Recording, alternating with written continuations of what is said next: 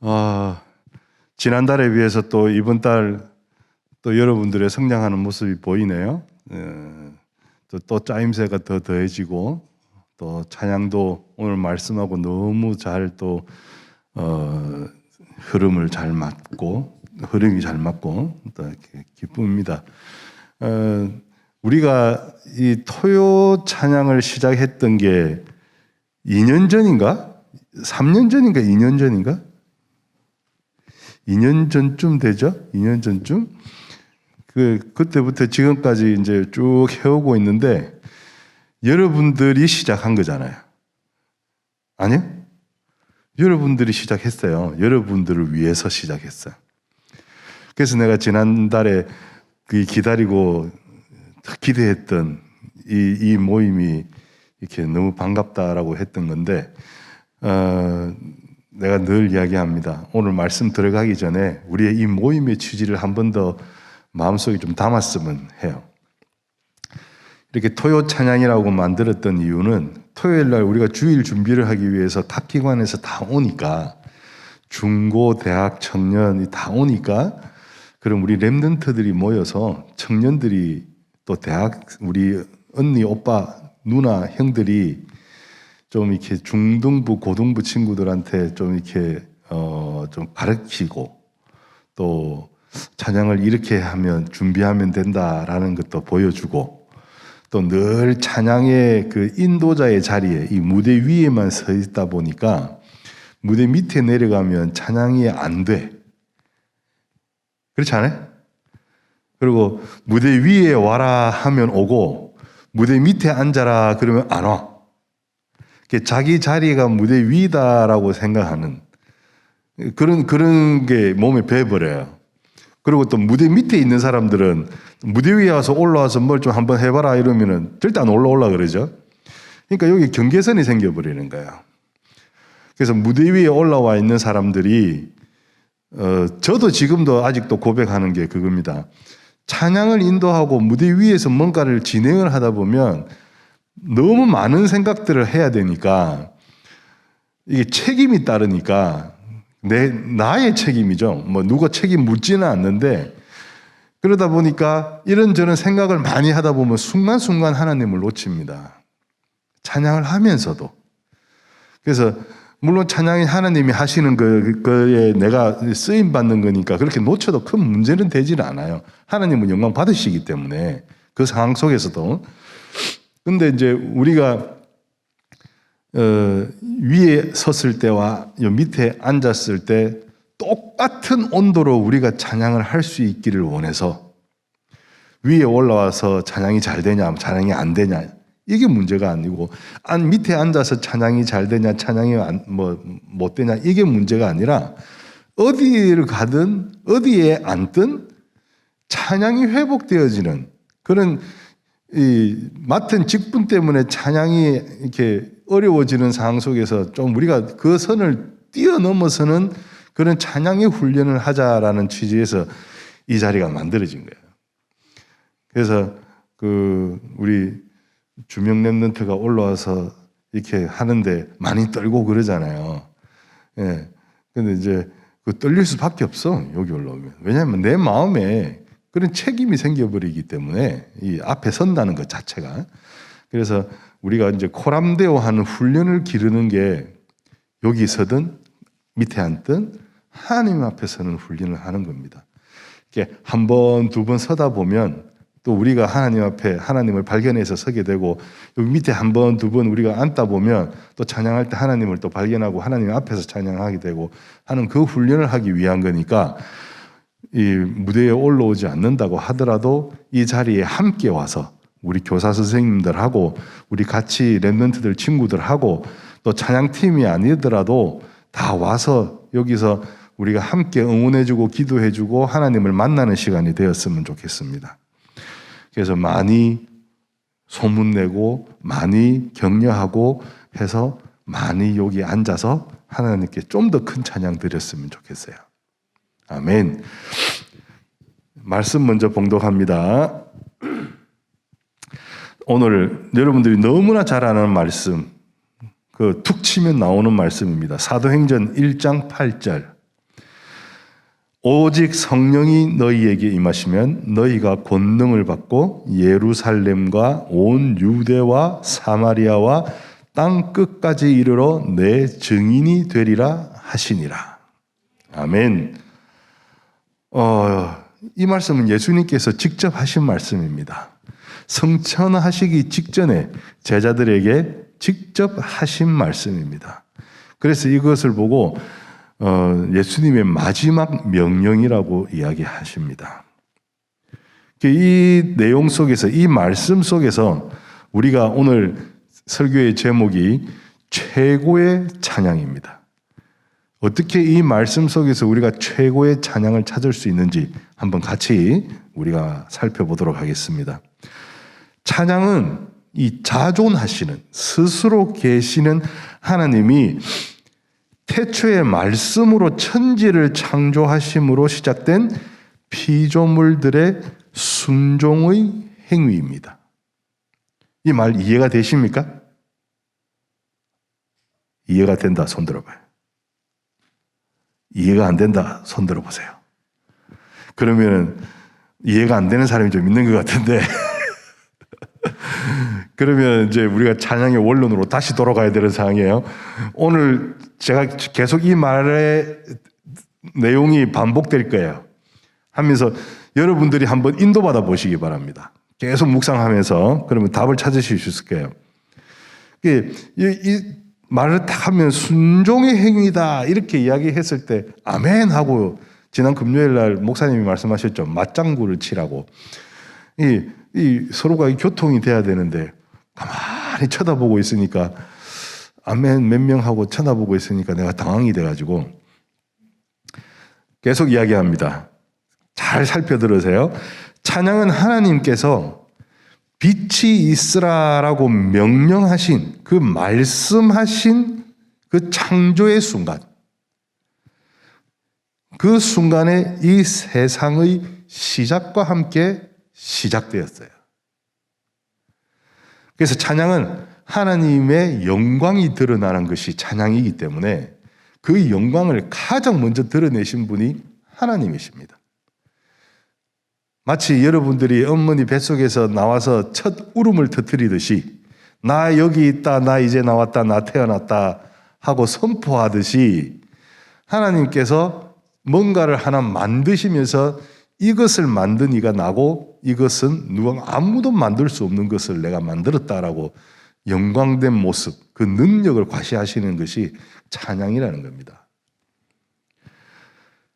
어쩌면은 그 창조 이전에 어떤 형태든지 간에 찬양이 있었을지도 몰라요.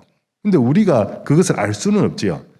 지금 우리가 인지할 수 있는 찬양의 시작은 그때부터라는 거예요. 그래서 창조를 우리가 시작이라고 하는 알파라고 이야기하고 심판, 이 심판을 종말이라고 해서 오메가라고 이야기를 합니다. 이게 알파와 오메가 되시는 하나님이시다 이렇게 이야기하죠. 주님이 다시 오시고 복음이 땅끝까지 전파되고 주님이 다시 오시면 세계 복음화가 성취되면서 이제 주님이 오시면서 이 세상은 끝날 수 있어요. 그러나 찬양은 끝나지 않습니다. 왜? 하나님은 계속 계실 거기 때문에. 하나님이 계신 이상 이 세상은 끝나도 찬양은 끝나지 않아요. 하나님은 영원하십니다. 하나님이 이 계획 속에서 영원한 생명을 받은 우리는 천국에서 찬양하는 새로운 삶을 받게 되는 겁니다.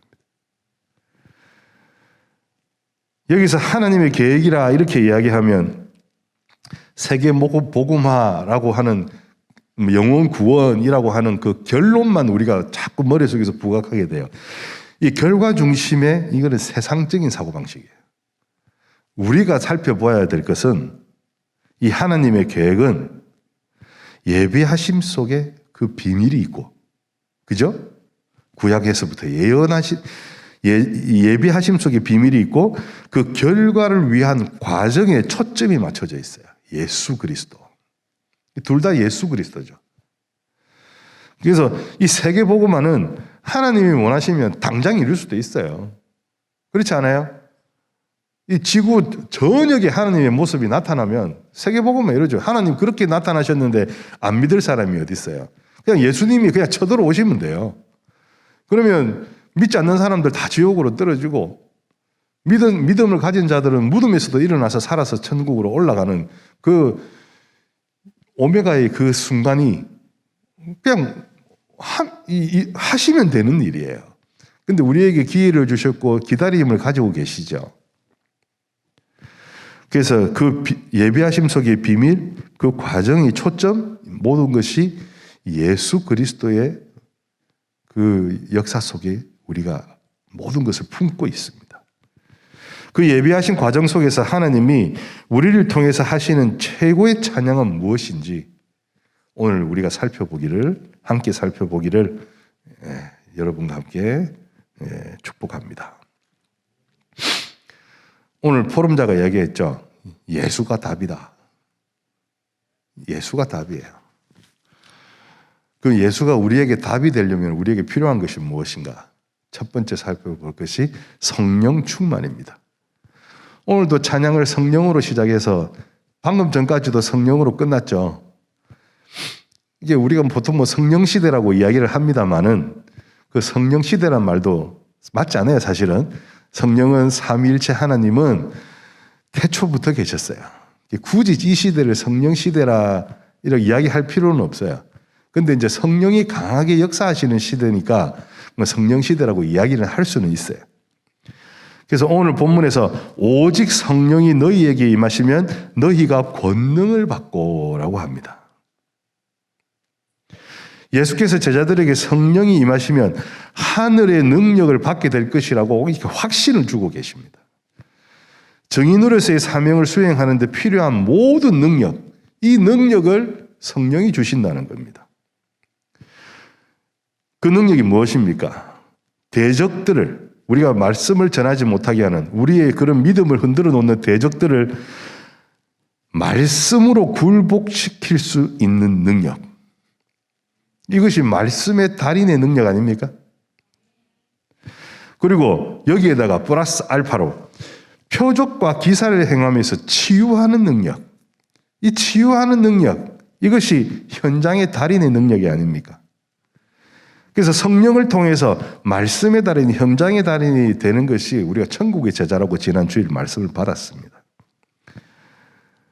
그래서 성령께서 예수님을 증언하신다. 요 뒷절에 뒤 문장에 나오죠. 이 말씀은 요한복음 15장 26절 내가 아버지께로부터 너희에게 보낼 보혜사 곧 아버지로부터 나오시는 진리의 성령이 오실 때에 그 성령이 나를 증언하실 것이요 라고 예수님께서 우리에게 이야기해 주셨습니다. 성령이 오시면 그가 직접 예수님을 증거하는 것이 아니라 우리 사람이라는 수단을 통해서 증거하십니다. 성령이 직접적으로 예수님을 증거하지 않는다는 겁니다. 우리 속에 들어오셔서 우리를 통해서 하십니다. 제자들이 해야 할 사명인 예수님의 증인이 되는 이 일은 성령의 능력을 받아야 하고 우리 속에 충만한 성령께서 하신다는 것입니다. 여러분들 마음속에 성령이 충만하냐 안 하냐 어떻게 판단하고 싶어요? 충만하다는 말은 가득 찼다는 거죠. 그럼 가득 찼다는 말은 흘러나온다는, 넘친다는 거거든요. 그럼 여러분들이 입술에서, 여러분들의 마음속에서 그리스도의 그 복음을 전하고자 하는, 증언하고자 하는 마음이 막 움직이면 충만한 거예요. 꼭 내 온몸이 머리끝에서부터 발끝까지가 전기가 쫙 흐르고 막 몸이 뜨거워지고 뭔가 물리적으로 내 몸에서 무슨 현상이 일어나야 그것이 성령 충만한 것이 아니라 오늘 본문에서 나오듯이 내가 복음을 증언으로 증언할 수 있는 그 능력, 내 입술로 뱉을 수 있는 능력이 나올 때 그때 충만한 거예요. 그렇죠? 근데 내 마음에 진짜 머리끝에서 발끝까지 성령이 충만함이 느껴진다 이러면은 내 그릇이 큰 것이고 그렇지 않은데도 내 입술에서 나온다 그러면 내 그릇이 작은 거야. 그럼 그 그릇을 키워 나가면 돼요. 지경도 넓혀 나가야 되는 것이고. 그래서 요한복음 14장 26절에서 27절의 말씀을 보면 보혜사 곧 아버지께서 내 이름으로 보내실 성령 그가 너희에게 모든 것을 가르치시고 내가 너희에게 말한 모든 것을 생각나게 하시리라. 평안을 너희에게 끼치노니 곧 나의 평안을 너희에게 주노라. 내가 너희에게 주는 것은 세상이 주는 것 같지 아니하니라. 너희는 마음에 근심도 말고 두려워하지도 말라. 내 마음에 성령이 충만하냐 안 하냐, 내가 이 위에 올라와서 이야기하는데 이 말을 해도 되냐 안 되냐, 내가 이 말을 해서 뭔가 이 질타를 당하면 어떡하지, 내 하는 말이 맞냐 틀리냐, 이런 근심 걱정 두려움 가질 필요 없다는 겁니다. 성령께서 다 인도하십니다. 성령에게 맡기면 돼요. 맡겼는데 뭐 또 실수가 있었다, 성령이 인도하신 것이다. 성령이 인도하신 그 실수는 실수가 아니죠. 뭔가 계획이죠. 그렇게 해서 여러분들을 이렇게 하나님 앞에서 이렇게 세워 나가시기 바랍니다. 성령의 도움으로 세워 나가시기 바랍니다. 그래서 우리를 하나님의 자녀로 제자로 이끄시는 그 평안과 승리로 이끄시는 성령의 인도가 우리한테 필요한 거예요. 하나님께서 명령하신 찬양의 주체와 객체는 하나님이고 하나님께서 명령하신 찬양인데 그 찬양의 주체, 찬양을 행하시는 분과 그 찬양을 받으시는 분이 하나님이에요. 그리고 인간은 그 찬양의 개체, 그 찬양에서 쓰임받는 그 찬양을 위해서 이용하는 도구로서의 그런 개체가 된다는 거예요. 그렇게 창조가 되었어요. 그래서 인간이 하나님의 계획 속에 피조물을 대표하는 찬양의 개체로 있을 때 하나님이 기뻐하신다는 겁니다. 내가 찬양의 주인공이 된다면, 내가 찬양의 주체나 객체가 된다 그러면 루시퍼가 되는 거예요. 그죠? 그러면 천사라고 해도 하나님께서 용서하지 않으셔요. 우리 인간이라 하도 하나님께서 직접 만드셨지만, 찬양 받으시기 위해서 만드셨지만, 내가 찬양을 하면서 내가 주체나 객체가 되어버리면, 내가 영광을 받아버리면 하나님은 그 찬양을 받으시지 않았습니다. 그리고 용서하시지도 않으셔요. 이처럼 예수님을 증언하는 일과 하나님을 찬양하는 일은 명령에 의해서 사람이라는 수단을 통해 되어진다는 공통점을 가지고 있어요. 그래서 성령 충만을 통한 하나님의 명령을 수행하는 것이다. 이것이 찬양과 전도의 공통점이 되는 거예요. 두 번째 우리가 살펴볼 것이 증인의 고백. 예루살렘과 온 유다와 사마리아와 땅 끝까지 이르러 내 증인이 되리라 하시니라.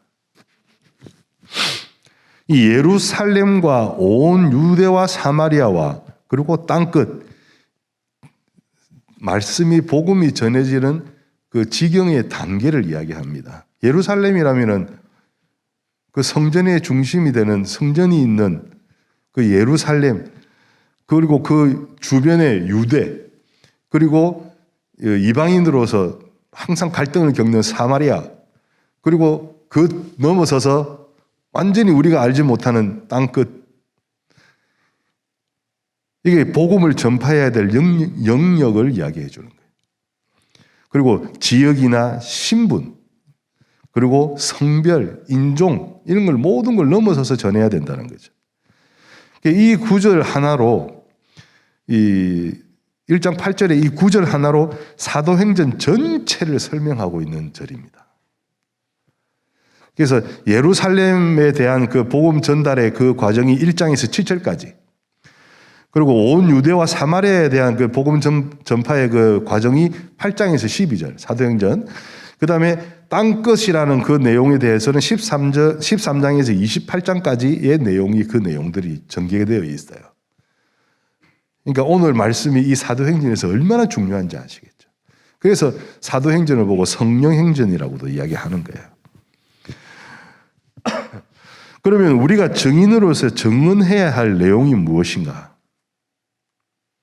우리가 증인이 되리라 했으면 증언해야 될 내용이 있어야 뭐 본 것이 있고 들은 것이 있고 가진 것이 있어야 되잖아요. 그것을 이제 지난 설교에서도 말씀드렸습니다만 요한이 기록한 요한 1서 1장 1절의 말씀.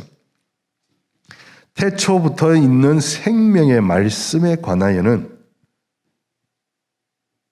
우리가 들은 바요, 눈으로 본 바요, 자세히 보고 우리의 손으로 만진 바라. 이 요한이 한 이야기입니다.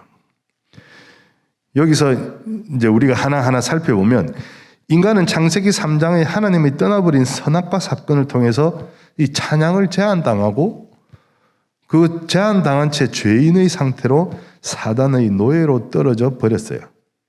그 이야기를 우리가 들은 바요. 그죠? 하나님은 만세전에 계획하신 그 뜻대로 하나님의 독생자 예수 그리스도의 십자가 보혈의 화목제를 통해 우리의 죄를 사하시고 우리를 회복시키시고 천국의 소망을 주신 것을 이때 이 사도들은 보았어요. 예수님의 그 행적을 봤다고요. 같이 다니면서. 그리고 사단의 권세를 이기고 부활하시어 땅끝까지 복음을 전하라 명령하셨고 그 전도의 사명은 이 시대의 찬양이 되었어요. 그것을 우리는 손으로 만졌다는 거예요. 세심히 자세히 살펴보고 우리의 손으로 만진 바요. 여기서 우리의 손으로 만진다는 것은 도마가 예수님의 그 나타나신 그 예수님을 의심해서 옆구리에 그 창자국에 손가락을 찔러봐야만 이게 만져봐야 내가 믿겠다라고 그 손바닥에 못자국을 봐야만 믿겠다고 했던 그 이야기로 해당되지만 이게 손으로 만진 바다 자세히 보고 손으로 만진 바다 그것은 우리가 확실하게 확신을 가지고 있는 부분이다라는 이야기입니다. 의심했다가 중요한 것이 아니라 의심했지만 확인했다라는 것이 중요한 거거든요. 그래서 우리의 전도는 이 성령 충만함을 받아 그리스도의 빛을 바라는 거예요. 그리스도의 빛. 그 빛이 내가 바라는 나의 빛이 되어서는 안 됩니다. 예수 그리스도의 빛을 머금어서 그 어둠 속에서 이 세상의 어둠 속에 나가 그 빛을 발해야 되는 거예요. 여러분들 왜 어릴 때 가지고 놀던 야광 있잖아요. 우리 옷에도 이 한바퀴처럼 붙이고 하는데 그 빛이 자체 발광인가요? 아니잖아요. 이런 밝은 빛을 받아서 그 빛을 머금고 있다가 그 빛을 머금고 있던 것을 이게 빛이 머금은 빛을 보여주려면 어디로 가야 돼? 어두운 곳으로 가야 돼. 그러면 그 빛이 보이죠. 그러면 어두운 곳에 있다 보면 이 빛이 점점 줄어들죠. 그럼 어디로 가야 돼요? 빛이 있는 곳으로 오면 돼요. 우리 한 주간의 생활이지 않아요? 주일날 말씀을 통해서 예배를 통해 그 말씀을 통해서 그리스도의 빛을 우리가 충분히 받아서 번쩍번쩍하는 그 모습으로 어두운 세상에 나가 빛을 발하다가 좀 스물스물해지면 수요일날 와서 예배드리면서 말씀의 은혜 받고 또 스물스물해지면 금요일날 와서 또 기도하면서 말씀의 은혜 받아서 또 나가고 또 스물스물해지면 주일날 와서 말씀에 또 은혜 받아서 빛을 받아서 또 나가고 그 주기가 일주일이냐 사흘이냐 나흘이냐 여러분들은 며칠이에요? 하루밖에 안 돼요? 그러면 매일 새벽기도 나와야지. 아니면 집에서 나 스스로가 말씀을 받을 수 있는 예배가 1대1의 예배가 회복되어야 돼요. 지금 그 절호의 찬스잖아요. 예배가 드려지지 못하는 이 시간에 내가 습관적으로 교회에 와서 예배를 드리는 것이 아니라 내가 예배 드리지 못하는 상황에서 나 혼자서라도 예배 드릴 수 있는 훈련을 할 수 있는 기회입니다. 제가 보는 코로나의 이 상황은 하나님이 우리를 이렇게 예배자로 나 혼자만으로도 내 홀로라도 예배를 드릴 수 있는 예배자로 훈련시키기 위한 과정이라고 봐요. 내가 1대1로 예배가 되지 않는데 이 군중 속에서 예배가 되겠냐 말입니다. 그렇지 않아요? 내가 1대1 예배가 되지 않는데 교회에 와서 이 자리에 앉아서 예배 드린다고 예배가 온전히 되겠냐고요. 그리고 혼자서 예배 드린다고 예배가 온전히 되겠냐고요. 온라인으로 컴퓨터 켜놓고 예배 드리면 그 예배 드리는 1시간 동안 집중이 되냐는 거죠. 우리가 내 스스로의 그런 수준을 살펴볼 수 있는 기회고 내 수준을 다시 회복시킬 수 있는 기회입니다. 그래서 어둠 속에서는 있는 것도 보이지 않아요. 근데 우리가 빛 속에 살면 그 예배 속에 있으면 보이지 않던 것도 보이고 깨달아진 항상 그런 이 사이클 속에 있어야 돼요. 항상 밝은 곳에서 우리가 힘을 받아야 돼. 어두운 곳에 가서 위로받지 마세요. 그렇지 않아요? 나이트클럽 가서 힘을 받아요? 위로받지. 그죠? 우리가 뭐 좀 맛있는 식당에 가서 밥 한 그릇 먹는다고 해서 우리가 힘을 받아요? 밥 한 그릇 먹고 소화되고 그냥 이렇게 배출하면 끝이잖아요. 위로를 받지. 근데 우리가 교회에서 와서 이렇게 예배를 드릴 때 아니면 하나님 앞에 여러분들 1대1로 예배를 드릴 때 그 말씀을 묵상하면서 힘을 받잖아요. 세상을 이길 힘을 받잖아요. 하나님의 영의 감동을 받잖아요. 이렇게 전도를 통해 우리의 삶은 이렇게 새로워지는 거예요. 우리가 이런 힘을 받는 것은 다 전도를 위한 것이기 때문에. 전도자는 성령의 권능을 덧입은 기쁨과 소망으로 하나님의 나라를 약속받게 되는 것입니다. 말씀을 맺어보겠습니다. 인간의 창조의 의미를 담은 찬양과 인간 구원의 의미를 담은 전도. 이 찬양과 전도는 같은 맥락 속에 있습니다. 같은 섭리 속에 있습니다.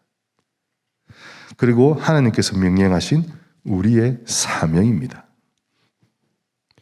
사명이라 하면 선택이 아닌 필수를 의미합니다.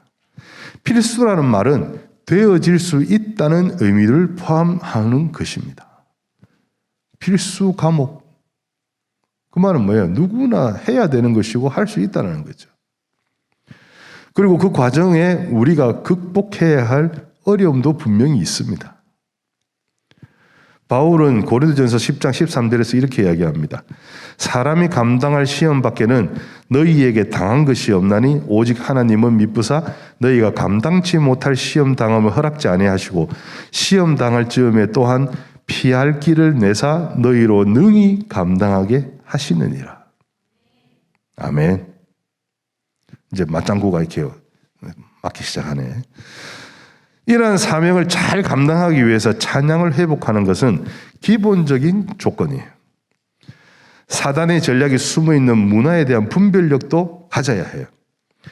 찬양은 하나님의 천지 창조와 함께 시작된 것이고 어떤 특정한 방식이 아닌 인간의 존재 그 자체와 창조자 하나님의 계획 속에 있는 성령 충만과 성령 인도를 누리는 삶이 진정한 찬양이에요. 이러한 포괄적인 개념 속에 하나님을 드러내는 찬양을 통해서 전도와 선교가 되어지는 것입니다. 여러분들이 어디 나가서 뭐 뜬금없이 하나님 이야기하면은 그 사람이 그러냐 하고 지식적으로 받아들여요. 근데 여러분들이 삶이 그 사람의 삶과 다르고 이 사람 여러분들이 하나님의 자녀다, 믿는 사람이다, 교회 다니는 사람이다. 그래서 생활에 그런 사회생활에 그런 모범이 되는 사람이다라고 했을 때 여러분들이 나가서 한마디 하는 것은 받아들이는 사람의 그런 마음가짐이 달라져요. 그래서 우리의 삶이 전도를 통해서 달라질 수 있다는 겁니다. 세상 사람과 똑같이 살면서 전도할 수도 있어요. 그러나 그 사람에게는 위로밖에 안 돼요.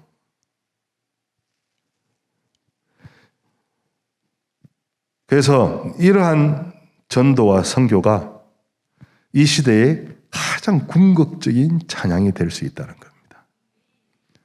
하나님을 드러내는데 하나님의 그 영광을 드러내는데 내가 찬양을 하고 내가 회복되어지고 하나님과의 관계가 회복되어지고 나와 하나님과의 관계가 회복되어지는 그 모습을 통해서 또 다른 사람이 하나님을 발견하게 된다면 꼭 먹고 알 먹고 도랑치고 가재 잡고 그죠? 일거양득이라는 거예요. 그래서 복음은 지금 시대의 찬양의 기준이 됩니다. 복음을 깨닫고 그리스도를 통한 나의 삶의 변화를 증인으로서 하나님의 영광을 드러내고 그 사랑을 전하는 일은 현 시대를 사는 우리가 할 수 있는 최고의 찬양이에요. 그래서 찬양과 전도가 동시에 이루어지는 나의 찬양의 고백을 통해서, 나의 그런 증인으로서의 고백을 통해서 찬양이 되어지고 전도가 되어지는 것이 최고의 찬양이다. 하나님 사랑의 표현인 생명 구원의 계획 속에 있는 우리가 이 체험하고 성령을 통해 깨달은 복음이 나의 삶을 어떻게 변화시켰는지를 그렇게 체험한 그 증인으로서의 고백이 이 시대의 최고의 찬양을, 이 찬양이라는 것을 여러분들 마음에 새기고 이 최고의 찬양을 하시는 예수림 교회의 전 성도가 되시기를 주님의 이름으로 축복합니다. 함께 기도합시다. 하나님 은혜 감사드립니다. 저희들 마음속에 있는 모든 것들을 내려놓고 주님 앞에 나와서 주님께 예배합니다.